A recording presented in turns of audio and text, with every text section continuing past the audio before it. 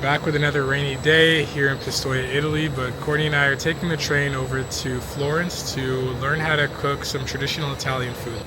Cooking 3 types of pasta with the sauces in a traditional Tuscan fashion. So we are just waiting on the train here. Come with us as we check out this cooking class.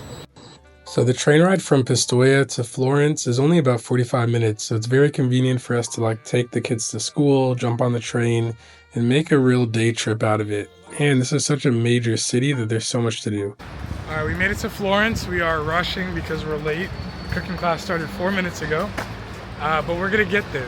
We're gonna have a good time.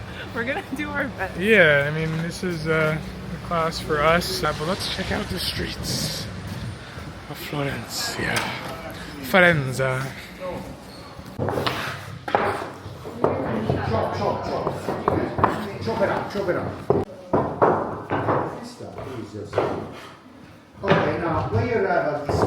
Alright, so what do we have here?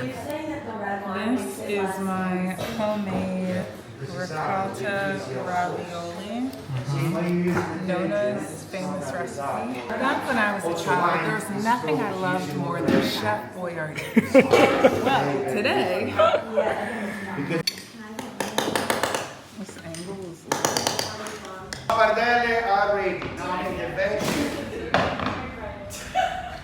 Beautiful pappardelle. See? Now what is it? 2 minutes is not a long time to cook. Otherwise the first is cooked and the last one. Very good. Clap your hands again.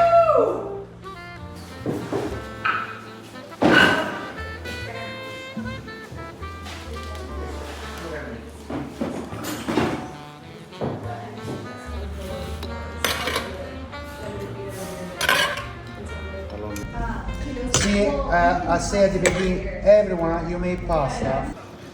So we left our cooking class. It was very good. It was a lot of fun.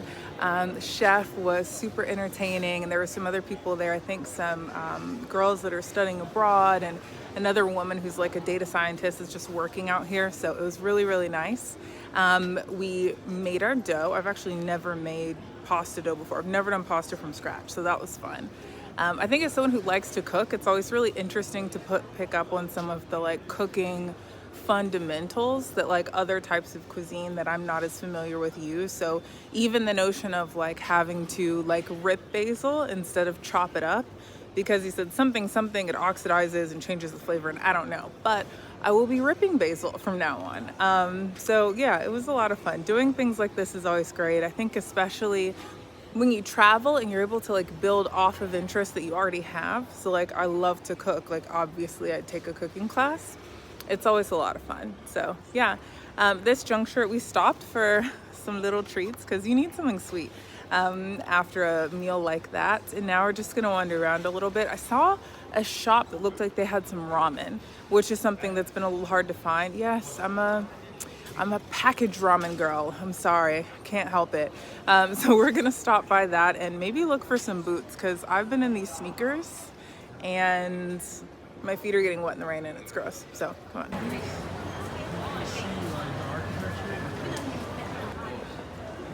It just gets more and more amazing the closer you get. So after we wandered around the Duomo building for a while, we just stopped and looked at this magnificent building. Florence is a beautiful city. We just wanted to give you guys a taste of what it has to offer. Stay tuned for a part 2 where we go and tour the rest of Florence, Italy. We'll be in Italy for another month, so hit the subscribe button, and thank you for watching.